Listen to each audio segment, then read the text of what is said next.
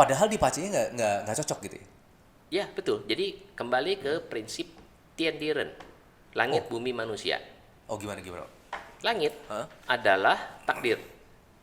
Lahir di Indonesia, itu kan nggak bisa milih. Kenapa saya nggak lahir di Inggris aja biar lahir pinter bahasa Inggris gitu kan nggak bisa milih. Itu takdir kan? Takdir. Heeh. Nah, nggak bisa milih. Udah lahir sekian di Indonesia begini. Bumi adalah lingkungan kita. Kita bisa memilih lingkungan yang cocok, Oke. ya kan? Nah, manusianya ini nih yang usahanya.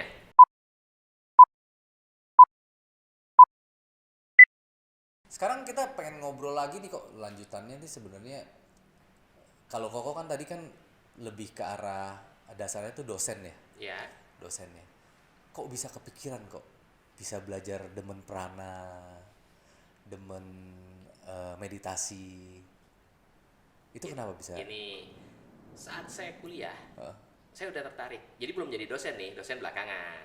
Oh, dosen belakangan. Iya, Oke. masih kuliah kok. Saya memang gara-garanya ketemu buku Penyembuhan dengan Tenaga Prana di Gramedia. Itu terbitan pertama saya ada tuh bukunya tuh. Oh, oke. Oh, terus saya iseng saya beli. Saya baca, saya praktek. Kok bisa ya? Prakteknya. Otodidak jadinya dengan buku doang. Itu buku untuk prana baca doang lalu bisa. Apakah itu ada urut-surnya dengan paceknya kok? Nah, kita belum bicara pajak dulu. Belum ya? Nggak? Belum. Jadi Oh, jadi begini. terlintas aja tiba-tiba Koko bisa dengan baca buku aja bisa langsung masuk ke itu langsung bisa praktek gitu. Ya, karena saya praktek bisa. Dan Oke. jadi gimana saya mesti cerita ya? Ya di situ memang ada meditasi segala macam ya. Ya memang saya tertarik ke sana dari dulu juga dan sejak kuliah.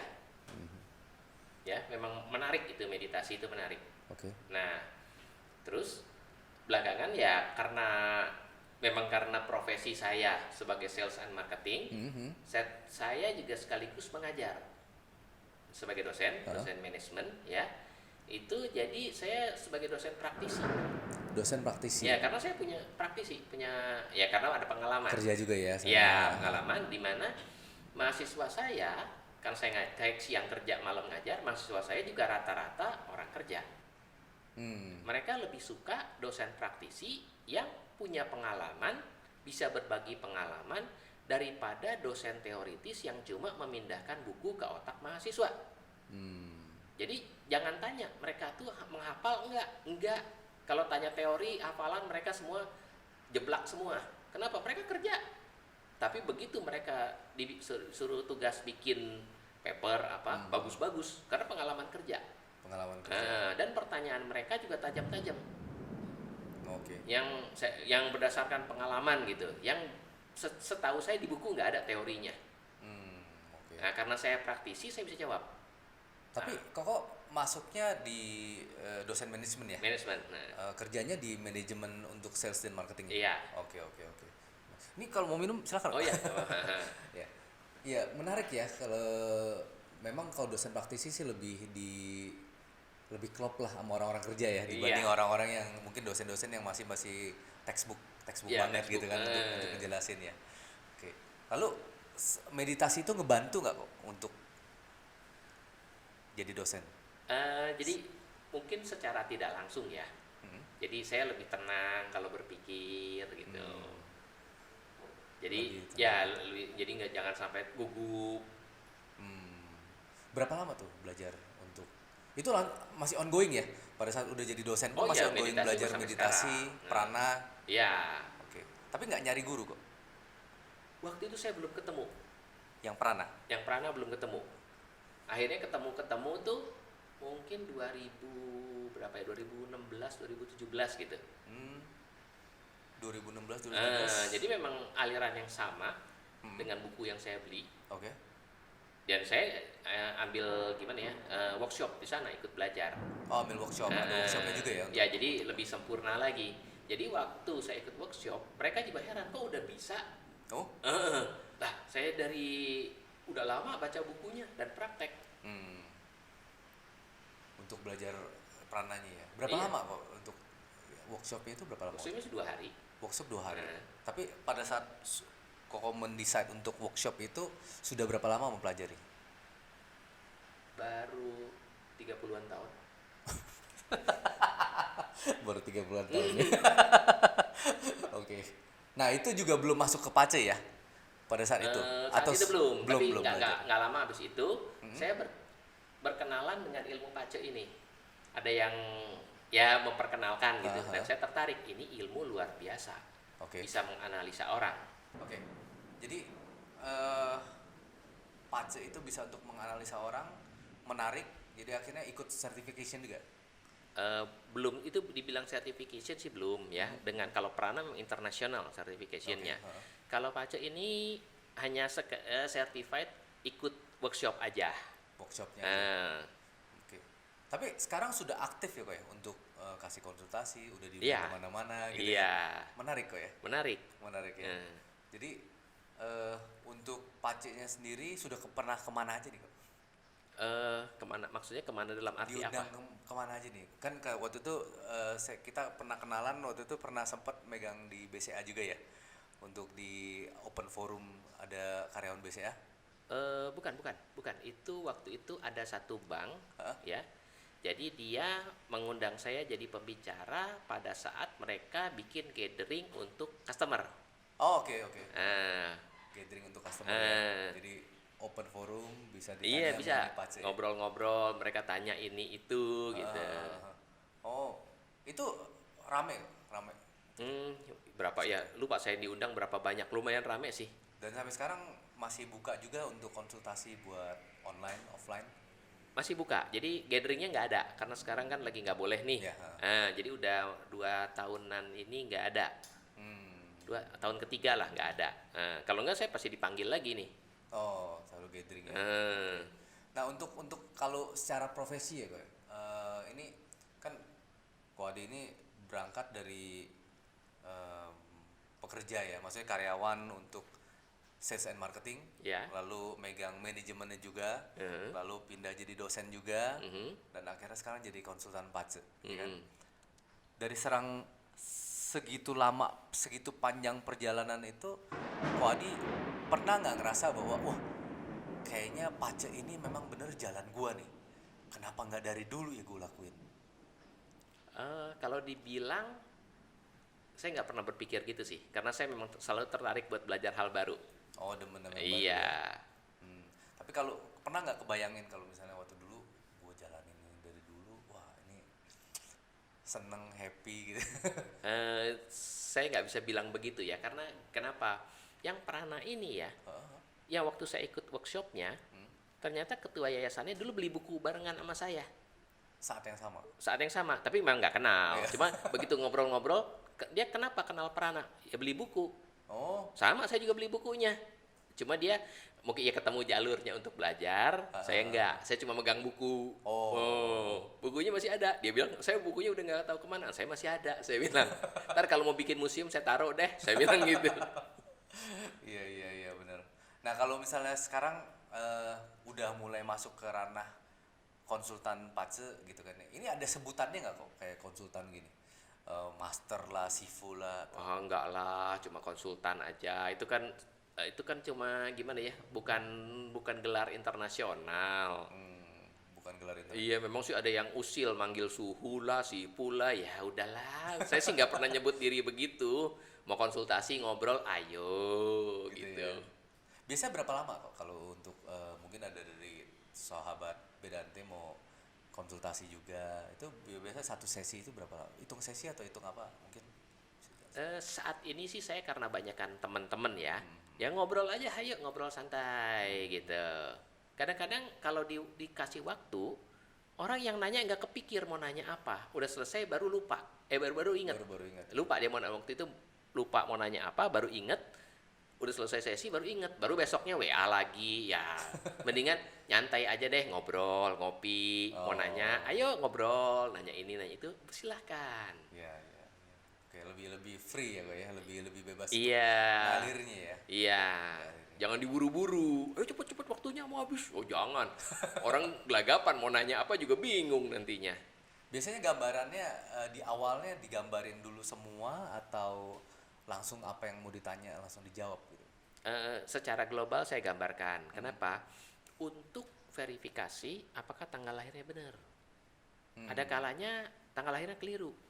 Oh, bisa keliru. Tanggal lahir keliru. Kenapa? Kalau dulu misalnya nggak kecatet, ya, mungkin bukan di kota besar gitu ya. Terus baru setelah berapa lama, ya baru kita urus deh. Tanggal berapa ya waktu itu lahirnya? Nah, geser tanggalnya. Bukan cuma jam doang ya, orang lupa ya. Ya kadang-kadang kalau kita tinggal di kota besar, tanggal kecatet. Tapi kalau yang bukan kota besar gimana? Oh iya.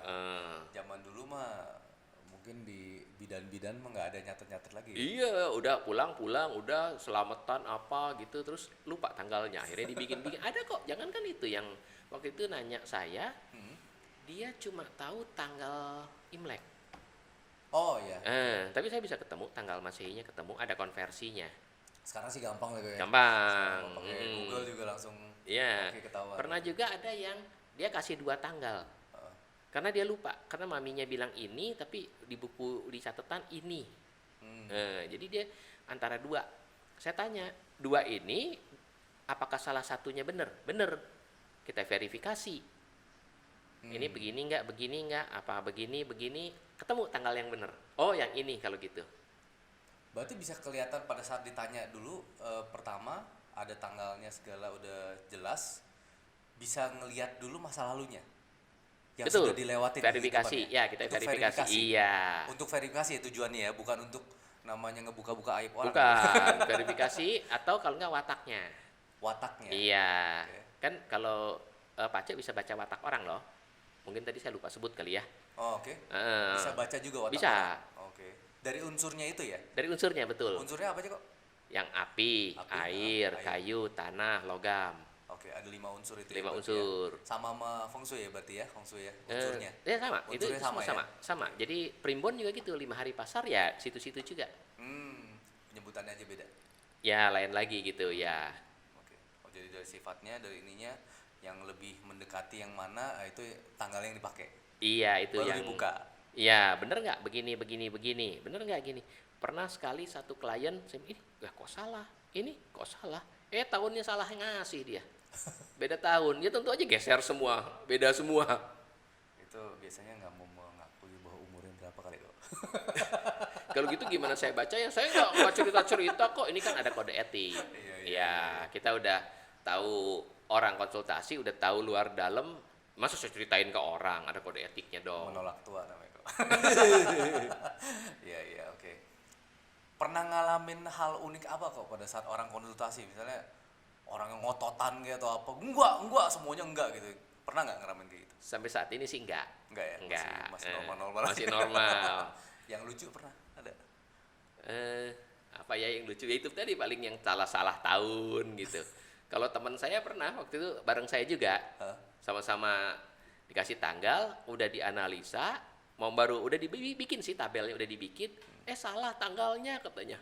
Ya diketawain habis-habisan sama teman saya, dimaki-maki sambil ketawa-ketawa, maki-maki main-main gitu. Ini gimana sih tanggal lahirnya bisa salah gini. Tapi sambil ketawa, jadi ya dua-duanya ketawa karena memang antar temen. Iya, benar-benar. Kalau saya juga lupa nanya tadi mengenai unsur orang ya, orang itu kan ada unsur-unsur logam tadi, tanah segala. Nah, itu ada pengaruh dengan, saya pernah dengar ya, saya pernah dengar itu ada pengaruh nggak dengan pemakaian baju? Ada. Jadi nanti gini, Pace prinsipnya adalah keseimbangan. 5 unsur tadi ya, dengan 8 karakter. Kalau yang bagus tuh ada semua, dalam 8 karakter tuh ada 5 unsurnya. Ada 5 unsur? 5 unsur itu ada semua. Tapi kan nggak mungkin semuanya itu sama rata. Apalagi tahun sekarang datang ini macan air. Macan itu kayu dan ini air. Kayu dan air datang. Jadi buat orang yang udah banyak air, nambah air. Udah banyak kayu, nambah kayu. Ya kan? Yang kurang kayu, lumayan dapat kayu. Kurang air, lumayan dapat air. Keseimbangan. Nah, kalau ada kekurangan dari kelima unsur ini ya, bisa ditambah dari misalnya warna pakaian bisa. Ya. Terus ada dengan menggunakan kristal. Ada juga yang namanya dikasih. nama apa gitu yang tambahan nama ya. Yang punya arti dari unsur yang kurang itu. Oke.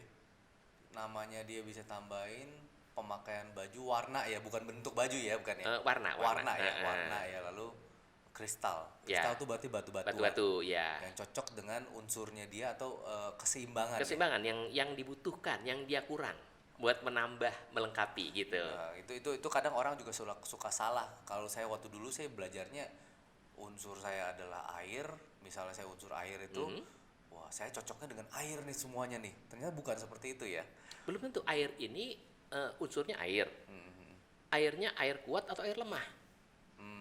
Okay. Kalau air kuat jangan tambah air lagi, tambah banyak, kebanyakan ntar banjir. Gitu. Lebih parah ya, parah. Jadi mesti airnya dikurangin. Oh, di Pace ada banjir juga ya? Kirain Jakarta doang. Ya, itu kiasan. Wah, ini kayaknya menarik banget nih kok. Kayaknya nggak cukup nih kalau cuma satu sesi untuk ngomongin Pace ya. Kalau kapan-kapan diundang lagi boleh ya? Oh, dengan senang hati. Langsung ada konsultasi, mungkin ada langsung kita pakai umur orang, bukan umur lah, tanggal lahir, langsung contoh nyata gitu ya. Boleh. Bisa langsung dibuka gitu misalnya. Wah, itu menarik banget kok. Oke. Untuk sementara sih itu dulu kok. Makasih banyak banget informasi dan ilmu yang diberikan kepada sahabat Bedante dan saya. Luar biasa banget. Kita jadi nambah ilmu, seneng dan pengen tahu lebih aja. Boleh. Gitu. Oke, terima kasih banyak Ko Adi. Terima kasih. Terima kasih juga sahabat Bedante atas kesediaannya untuk nonton channel kita. Jangan lupa like, follow dan subscribe, lalu share ke teman-temannya. Oke, salam Bedante, Bicuan Vivan Bedante.